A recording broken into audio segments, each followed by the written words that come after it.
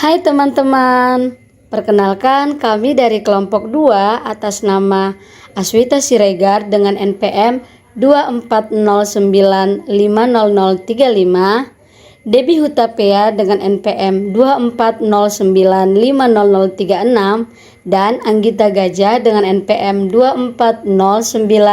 240950034. Nah, di sini kami akan membawa materi dengan mata kuliah pembelajaran berdiferensiasi. Di sini kita akan menjelaskan tentang definisi pembelajaran berdiferensiasi, kemudian ciri-cirinya, dan yang terakhir adalah hal-hal apa saja yang perlu dilakukan untuk menyiapkan pembelajaran berdiferensiasi. Nah, yang pertama kita akan membahas tentang definisi dari pembelajaran berdiferensiasi.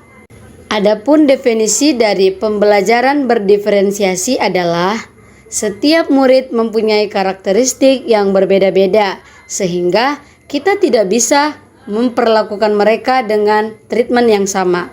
Maka, seorang guru harus memfasilitasi muridnya dengan sesuai kebutuhan mereka, dengan kesiapan belajar, minat, dan juga profil belajar yang berbeda-beda. Pembelajaran berdiferensiasi adalah suatu metode pembelajaran yang menyesuaikan cara dan strategi pembelajaran sesuai dengan kebutuhan dan kemampuan individu siswa. Nah, selanjutnya yang kedua adalah ciri-ciri dari pembelajaran berdiferensiasi.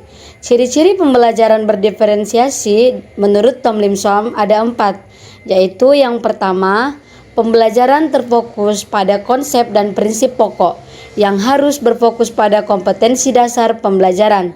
Yang kedua adalah pengelompokan peserta didik dilakukan secara fleksibel.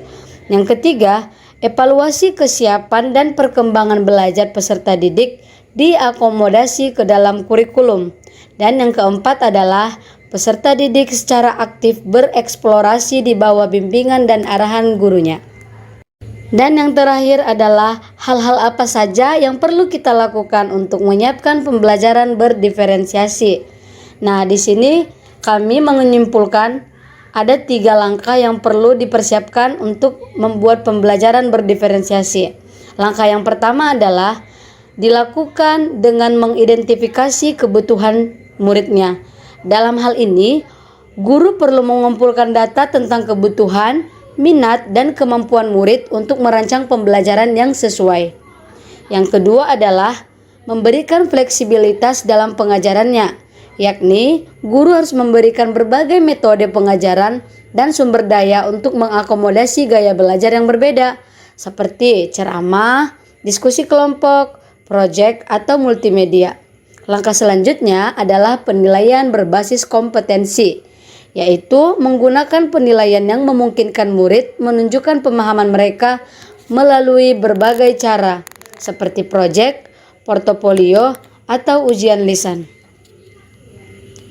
Yang ketiga adalah kerja sama, yaitu dengan adanya kolaborasi antara guru, murid, dan orang tua itu sangat penting untuk mengidentifikasi kebutuhan dan memberikan dukungan yang tepat kepada murid-murid. Nah, sekarang teman-teman sudah tahu kan definisi dari pembelajaran berdiferensiasi itu apa, kemudian ciri-cirinya juga seperti apa, dan hal-hal apa saja yang perlu kita lakukan untuk menyiapkan pembelajaran berdiferensiasi. Sekian materi yang dapat kami sampaikan. Semoga materi ini dapat berguna dan bermanfaat untuk teman-teman.